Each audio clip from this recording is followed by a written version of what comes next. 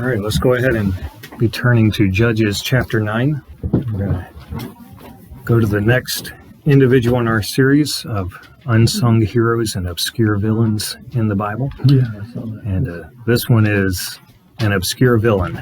Last week we got to look at a hero. This week we're looking at a villain. Who was it last week you studied? Last week it was Abiathar. And that is obscure. Yeah. He was a priest that fled to David from Doeg, destroying all the priests in the city of Nob. Oh, yeah. And then he then became a spy for David when David fled from Absalom. Mm-hmm. And then he eventually turned against David and Solomon, trying to promote a different one of David's sons to be the king. So he had a very eventful life. And so today we're going to look at someone by the name of Abimelech, one of the sons of Gideon. Let's actually start in chapter 8, verse number 22. And to set the scene here, Gideon has just finished delivering Israel from the Midianites. And so the land is at peace now, and he's been successful. And so all the people of Israel come to him. In verse 22 here, then the men of Israel said unto Gideon, rule thou over us, both thou and thy son, and thy son's son also, for thou hast delivered us from the hand of Midian. So they're so excited that he has delivered them that they want to make him king. And verse 23, Gideon said unto them, I will not rule over you, neither shall my son rule over you. The Lord shall rule over you. And so it goes on into Gideon's fall into idolatry in the next section there, but that's not part of the lesson here. But it's interesting to point out that the Midianites, or not the Israelites, wanted to make Gideon their king, and he turned them down, and he had the right answer, saying, the Lord is the one that's supposed to be ruling over you. And then we go forward to verse number 30. And we find about one of Gideon's sons. And Gideon had 70 sons of his body begotten, for he had many wives. That was his first problem right there. And his concubine. So he had many wives, 70 sons, and then he also has a concubine. That was in Shechem. She also bare him a son, whose name he called Abimelech. And so Abimelech is the focus of the next chapter, chapter 9. And at chapter 9, Gideon has now died. He's passed off the scene. And we find in verse number 1, and Abimelech, the son of Jerubbaal, that's Gideon, went to Shechem to his mother's brethren and communed with them and with all the family of the house of his mother's father, saying, Speak, I pray you, in the ears of all the men of Shechem, whether it is better for you, either that all the sons of Jerubbaal, which are 70 persons, reign over you, or that one reign over you. Remember also that I am your bone and your flesh.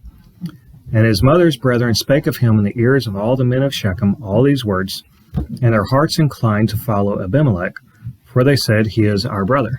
Come on in. Verse number 4, we're in Judges 9. And they gave him 70 pieces of silver out of the house of Baal-Berith. That's one of the false gods that they had gone to immediately after Gideon died. They returned to all their idol worship because, as you remember, Gideon himself had turned into idolatry. All right, so verse number 4, they gave him these 10 pieces of silver, wherewith Abimelech hired vain and light persons which followed him.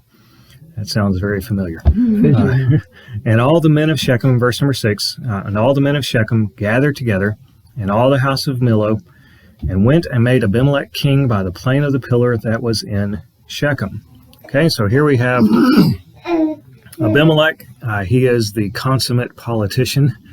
He wants to be king. He knows his dad turned down the role, and he thinks, hey, I want that. I'll step in and take that role.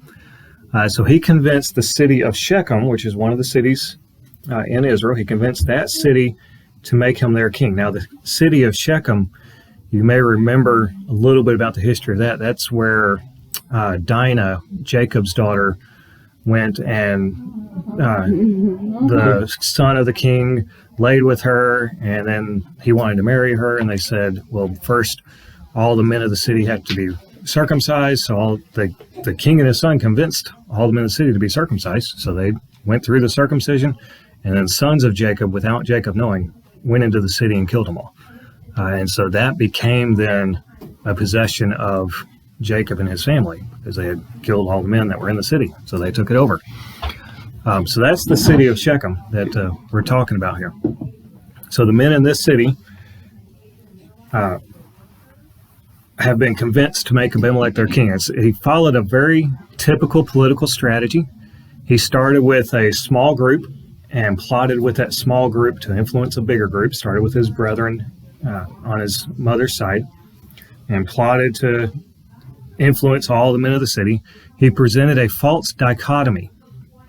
You can see here in verse number 2, whether is better for you, either that all the sons of Jerubbaal, which are 70 persons, reign over you, or that one reign over you. Well, what was the choice that Gideon suggested? He said, the Lord will reign over you, not me or my sons. And Abimelech comes and says, hey, you got two options. You can either have all 70 of Gideon's sons ruling over you, or you can have one rule over you. He completely neglected to mention the third option. And that's what a lot of politicians do. They present, you have two options. You can either take the vaccine or you can get tested every week, to give a current example. There's no third option of, okay, I already had coronavirus, now I have natural immunity, I'm fine. They completely ignore a third option and focus just on the two extremes, and they try to create tension with those two extremes. And so he did the same thing. He turned their attention away from the possibility of just the Lord ruling over them. And then he played the identity politics card. I identify with you, so therefore you should vote for me. Right there at the end of 2. Remember also, I am your bone and your flesh. I'm one of you. Y'all need to elect me as your king. And then, of course, the thing that all politicians do, he hired vain and light persons which followed him. So he found people that were yes men, and they were just going to say whatever he wanted them to say and agree with him with whatever he wanted to do. And he hired them to go around with him as he went through the city campaigning. So he became king of Shechem. Now, he eventually becomes king of all Israel, but right now he's just king of Shechem. And verse number 5 is a very dark portion of the book of Judges, one of the darkest sections, and that's saying a lot about the book of Judges. Verse number 5, and he went unto his father's house at Ophrah, and slew his brethren, the sons of Jerubbaal, being 70 persons upon one stone. Notwithstanding yet, Jotham the youngest of son of Jerubbaal was left, for he hid himself. So he called all his brothers together, big family get together, and then he just killed them all.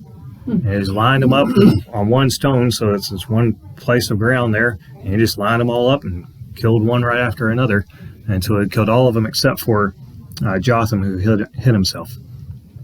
And then we can see Jotham's response to that in verse number 7. And when they told it to Jotham, he went and stood in the mount, or when they told him that Abimelech could have been made king. And when they told it to Jotham, he went and stood in the top of Mount Gerizim, and lifted up his voice and cried, and said unto them, Hearken unto me, ye men of Shechem, that God may hearken unto you. The trees went forth at a time to anoint a king over them, and they said unto the olive tree, Reign thou over us. But the olive tree said unto them, Should I leave my fatness, wherewith by me they honor God and man, and go to be promoted over the trees? And the tree said to the fig tree, Come thou and reign over us. But the fig tree said unto them, Should I forsake my sweetness and my good fruit, and go to be promoted over the trees? Then said the trees unto the vine, Come thou and reign over us. And the vine said unto them, Should I leave my wine, which cheereth God and man, and go to be promoted over the trees? Then said all the trees unto the bramble, Come thou and reign over us. And the bramble said unto the trees, If in truth ye anoint me king over you, then come and put your trust in my shadow, which, nothing, the bramble's down on the ground. Come and put your trust in my shadow, and if not, let fire come out of the bramble and devour the cedars of Lebanon. Now therefore, now he's speaking to the men, now therefore, if ye have done truly and sincerely, in that ye have made Abimelech king, and if ye have dealt well with Jerubbaal and his house, and have done unto him according to the deserving of his hands, and we can skip 17 and 18, it's just a parenthetical about Gideon. Verse 19, if ye then have dealt truly and sincerely with Jerubbaal and with his house this day, then rejoice ye in Abimelech, and let him also rejoice in you.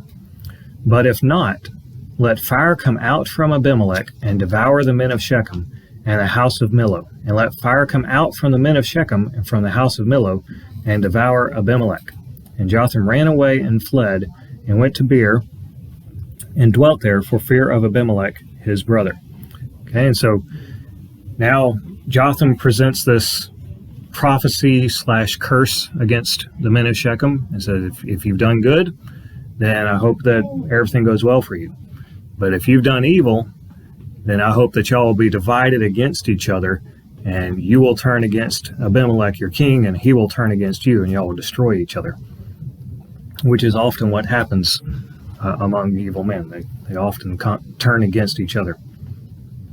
And so he's produced this prophecy, and it is going to come true. But in the meantime, in verse number 22, we have just a passing statement. When Abimelech had reigned 3 years over Israel. We don't have any information about how he became king over all Israel. Last we heard, he was king of just Shechem. But apparently now, it's been a couple of years in the future, more than just 3, because now he's not just king over Shechem, he's king over all Israel. So there's been enough time that he has convinced all the elders all across the nation to make him their king. And so now he's been 3 years as king over Israel. And then in verse number 23, we see God's vengeance against Abimelech and against Shechem. Then God sent an evil spirit between Abimelech and the men of Shechem, and the men of Shechem dealt treacherously with Abimelech, that the cruelty done to the 70 sons of Jerubbaal might come, and their blood be laid upon Abimelech their brother, which slew them, and upon the men of Shechem, which aided him in the killing of his brethren. And the men of Shechem set liers in wait for him in the top of the mountains, and they robbed all that came along that way by them. And it was told Abimelech. So they've decided, we're going to ambush Abimelech, and we're going to kill him. And so they've set these ambushers in place at the mountains, and the mountain passes, and anyone that comes by, if they're sitting there waiting on Abimelech, they're going to need food and water and all that. They're just robbing whoever comes by, and that's how they're living at the time. So they're after Abimelech, but while they're there, they might as well rob whoever comes by. So something's wrong with these men mentally here. So anyway, that's where we are here. And then in verse 26, you have this guy named Gaal, and Gaal the son of Ebed came with his brethren and went over to Shechem, and the men of Shechem put their confidence in him. So he's not, I don't think he's from Shechem. I think he's from a neighboring area. And I'll point out why in just a minute. But this guy comes along, and they make him their leader in their fight against Abimelech. And they went out into the fields and gathered their vineyards and trode the grapes and made merry and went into the house of their God and did eat and drink and cursed Abimelech. So Gaal comes along, they make him their military leader, and then they say, let's throw a big party. And so they throw a big party, they have a whole bunch of wine, they all get drunk, and they're throwing this great big party because now they've got a leader who's going to lead them against Abimelech in battle. And then Gaal curses Abimelech. He says, and Gaal the son of Ebed said, who is Abimelech, and who is Shechem that we should serve him? Is not he the son of Jerubbaal, and Zebul his officer? Serve the men of Hamor, the father of Shechem, for why should we serve him? Okay, so this is why I think he's not from Shechem. He says, serve the men of Hamor, the father of Shechem, for why should we serve him, which is Abimelech. So I think, now remember, Hamor is the father of Shechem from way back in that story in Genesis when Jacob's sons killed all the men of Shechem. So Hamor would have had other sons, and they may not have been living all in Shechem, spread out through the area. I think that Gaal is from one of those other sons of Hamor, so he's kin to the men of Shechem. Well, actually, the men of Shechem in this case would be the Jews, so he probably not even kin to them. But I think he's a descendant of Hamor. And he's saying, y'all serve me. Serve the men of Hamor, the father of Shechem. For why should we serve him? So I think that's what's going on here. It's a confusing little verse. I could be mistaken the grammar and tense there, but that's what I think. All right, so he's saying, you should all serve me. No one should serve Abimelech. And then in verse 29, and would to God this people were under my hand, then would I remove Abimelech. And he said to Abimelech, increase thine army and come out. So he's thrown this drunken party, and now he's saying, Abimelech, we're ready for you right now. Come on out while we're all drunk. Then Zebul, the ruler of the city, heard the words of Gaal the son of Ebed. His anger was kindled. And he sent messengers unto Abimelech privily, saying, behold, Gaal the son of Ebed and his brethren be come to Shechem, and behold, they fortify the city against thee. Now therefore up by night, thou and the people that is with thee, and lie in wait in the field. And it shall be that in the morning, as soon as the sun is up, thou shalt rise early, and set upon the city, and behold, when he and the people that is with him come out against thee, then mayest thou do to them as thou shalt find occasion. And you don't want to come out and say, you can kill them all. He's saying, you can do whatever you want to them. I'm gonna get them out of the city for you. And then Abimelech does this, verse 34, and Abimelech rose up, and all the people that were with him by night, and they laid wait against Shechem in 4 companies. So 4 companies, that means he surrounded the city, one on each side. And Gaal the son of Ebed went out and stood in the entering of the gate of the city, and Abimelech rose up, and the people that were with him from lying in wait. So Gaal comes out, Abimelech rises up, and they're about to go charging, and Gaal's response here just shows how drunk and hungover he is from the night before. And when Gaal saw the people, he said to Zebul, behold, there come people down from the top of the mountains. It's like, oh, look, there's people coming. Not, hey, the army is coming after me, I need to fight. It's just, hey, oh, look, people. And Zebul said unto him, thou seest the shadow of the mountains as if they were men. Says, no, it's just shadows. You're just seeing things. Yeah. And then it says, and Gaal spake again, so that means there's a time period here. So apparently that convinced him at first. But then he spoke again and said, see, there come people down by the middle of the land, and another company along by the plain of Menonim. And so it's crazy here. Oh, look, those are people. But the guy had to be completely out of his mind. Well, and it also shows you he's not a real tactician, or he would have recognized there's people coming from different directions. Yeah, it should have been a clue to him. After you made a threat. Right. It's a party. Oh, yeah, that's right. They still think they're all partying. Yeah. Come to join the party. So then said Zebul unto him in verse 38, where is now thy mouth, wherewith thou saidest, who is Abimelech, that we should serve him? Is not this the people that thou hast despised? Go out, I pray now, and fight with them. And so he's egging him on. He's like, come on, Gaal, you talked a big talk. Now it's time to walk the walk. Get out there and start fighting. You have to go. So,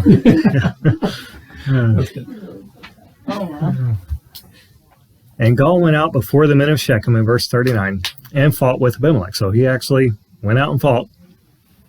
Apparently, he did not do a very good job at fighting. This is the very next verse. And Abimelech chased him, and he fled before him. And many were overthrown and wounded, even unto the entering of the gates. They're fleeing back into the city. Abimelech does not attack the city, though, showing Abimelech's not a very good tactician either. So Abimelech leaves and goes to the next city over. And Abimelech dwelt at Adramah, and Zebul thrust out Gaal and his brethren, that they should not dwell in Shechem. And it came to pass on the morrow that the people went out into the field, and they told Abimelech. And so they're telling, hey, Gaal's not in the city anymore. You can go attack him. And he took the people and divided them into 3 companies and laid wait in the field, and looked, and behold, the people were come forth out of the city, and he rose up against them and smote them. So he's attacking Gaal again and defeating them again. Verse 44, and Abimelech and the company that was with him rushed forward and stood in the entering of the gate of the city. And the 2 other companies ran upon all the people that were in the fields and slew them. So he cuts off their retreat, and then the other 2 companies come in on either side and make the attack. And Abimelech fought against the city all that day. And he took the city and slew the people that was therein, and beat down the city and sowed it with salt. And I don't know why he does this. The men he was fighting were all outside the city. He's defeated them and killed them. And so now the city that thrust his enemies out and delivered them over to him, he now takes out more vengeance on that city. And that made him king. Yeah, and it's the city that made him king in the first place. So Politicians, that's anyway. Turn on the people that get you. yep. And so he turns against the city. When it says he beat down the city, that means he's knocking down walls, knocking down buildings, he's destroying it.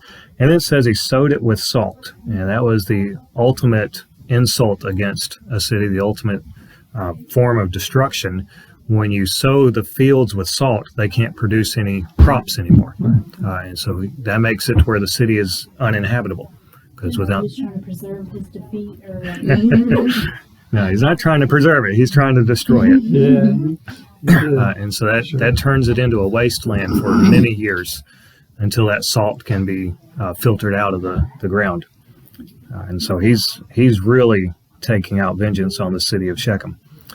And then you have in verse 46, when all the men of the tower of Shechem heard that. So the tower, that's the royal guard. The men of the tower, that's the official government troops in the city. So this is not the rabble-rousers that had been causing problem up till now. This is the royal guard in the city, part of the government of the city. So when all the men of the tower of Shechem heard that, they entered into an hold in the house of the god Berith. And it was told Abimelech that all the men of the tower of Shechem were gathered together. And Abimelech got him up into Mount Zalmon, that's right outside the city, he and all the people that were with him. And Abimelech took an axe in his hand and cut down a bough from the trees, and took it and laid it on his shoulder, and said unto the people that were with him, What ye have seen me do, make haste and do as I have done. And all the people likewise cut down every man his bough, and followed Abimelech, and put them to the hold, and set the hold on fire upon them, so that all the men of the tower of Shechem died also, about 1,000 men and women. So you got 1,000 men and women in this temple to Baal Berith. And Abimelech piles up a bunch of branches outside, lights it on fire, and burns down the whole temple and kills everyone that's in it. So he's completely killed everyone in Shechem now. And you would think that would satisfy him. You know, now he's not only killed the men that were plotting against him and trying to kill him, he's also killed everyone in Shechem, but that's not enough. I guess he's gotten a thirst for blood, and so he decides to go to the next town over, which is the town of Thebes, and he wants to attack and destroy Thebes as well. Verse number 50, Then went Abimelech to Thebes, and encamped against Thebes, and took it.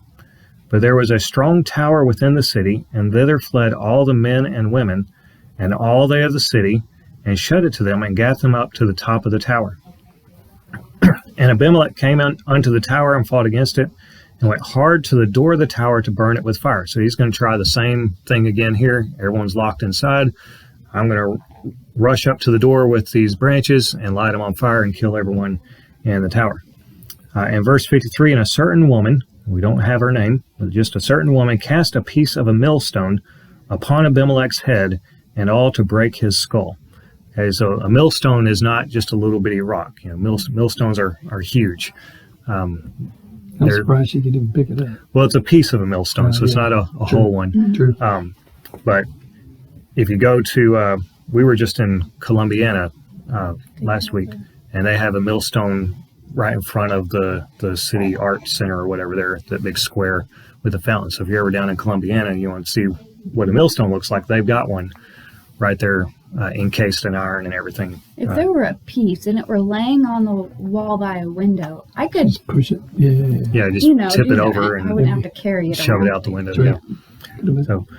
So anyway, it's a pretty good thick size of rock that she picked up and threw out off the top of the tower onto Abimelech, and it broke his skull. So his head is now cracked open. He's about to die.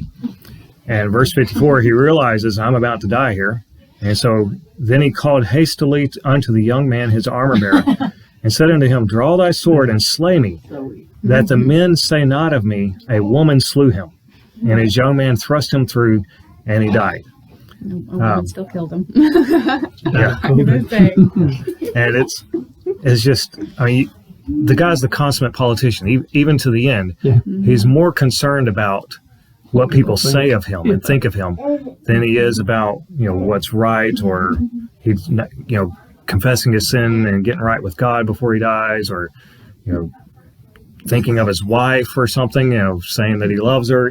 Nothing. It's hurry up and kill me before someone says that a woman killed me. But the armor bearer went off and was like, look, man, I just had to kill this dude because his lady hit him over the head with Yeah, he still has the story. No. Right. We still, I mean, it's now in history. So Yep.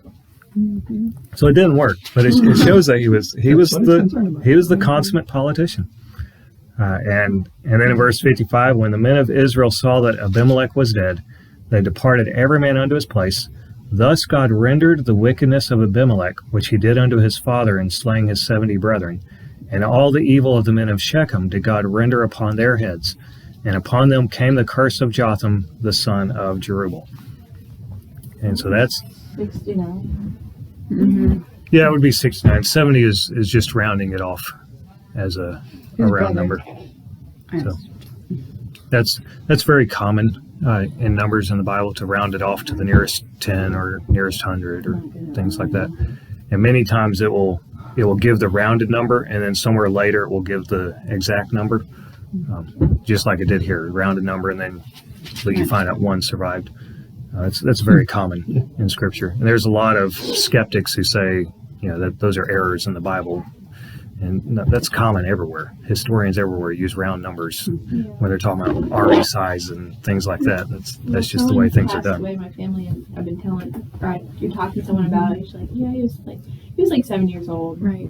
When really he was like 68. Right. Yeah. Right. Yeah. It's just easier. Yeah. All In right. verse 20, what is the house of Noah? It's just a location. It's never mentioned anywhere else in Scripture, so we don't really know what it is. It's just a building. it was known to them, but Right. really not have a lot of significance. Little things like that are indicators we have that these are actual eyewitness accounts. Because things like that are just mentioned in passing, and sometimes we find verification of them in archaeology, sometimes we don't, but they're always mentioned as if the people reading already knew what they were. And it's not, if it were fiction intended to be just this fantasy fiction type thing like they say the Bible is, they would use real popular places that everyone knows about. They wouldn't use these insignificant little places that no one's ever heard of. Where they explain what place they made up. Yeah. Or they explore Right, it. or they explain why they made it up. Kind of token. Yeah, like Lord of the Rings. And what our I was old thinking. language. 27,000 pages later. All to find out. Yeah. They just All right, walk through so- it. Pretty much. So that's the account of Abimelech, the first Abimelech in Scripture, and he was the first king of Israel. So when people ask you who the first king of Israel was, you don't say it was Saul. The first king of Israel was Abimelech. Saul was the first of the later kings. But even Gideon knew it should be God that was over them. And, Right. his other sons, I guess, agreed with him because none of them, rose up and said, hey, we have the family name, we have the power behind our family, we should do this. Yeah. Now his sons were judges in Israel, but none of them rose up to be king. But yeah, and see, Abimelech's reign in Israel is 3 plus a few months, years of reign. Is probably why Israel waited so long after this before requesting another king. So it's probably the entire generation here that knew about this had already passed from the scene by the time they told Samuel, get us a king, because this would have been pretty traumatic. You think even like 9/11, we have a generation of kids that don't know anything about it. And so, I saw something the other day, it's like, I really hate 9/11, but I like 9/12, because the country really just kind of came together. But it's not like we've forgotten and we got away from that again. Yep. You can see that in Israel. they saw the wickedness of Abimelech, so they really just like were burnt. Like, no, like you say. Then another generation comes, like, who's Abimelech? We want a king. Did they actually I don't know, did they vote for kings? Like, how does that work? Yes, Okay, Israel. so was he actually voted in, Mhm. or did he just have a bunch of men and he's like, I'm going to kill you if you don't want to be king? Well, he may have had them do Like, that was too, he but self-declared but as he- king? he or- had to have- Or was he voted? he had to have the vote of all the elders of the tribes And all the tribes. in order to become king. Like, Oh, with yeah. the sword? And you Like, missed it last week, but Abiathar was one of the people that helped David after he fled and abdicated the throne to Absalom. When David came back after Absalom was defeated, all the tribes recognized him as king except his own tribe, Judah. And so he sent Abiathar as an ambassador to the elders of Judah and said, why have you not recognized me as king? Everyone else has. You need to get on the ball here. And so then Judah recognized him as king again. And then David was once again king of a united kingdom. So yeah, all the elders had to agree together. And I've actually got an article on that on my website. I can get you. It is a very complex electoral process, very similar to ours. All right, well, we'll go ahead and stop there and close with a word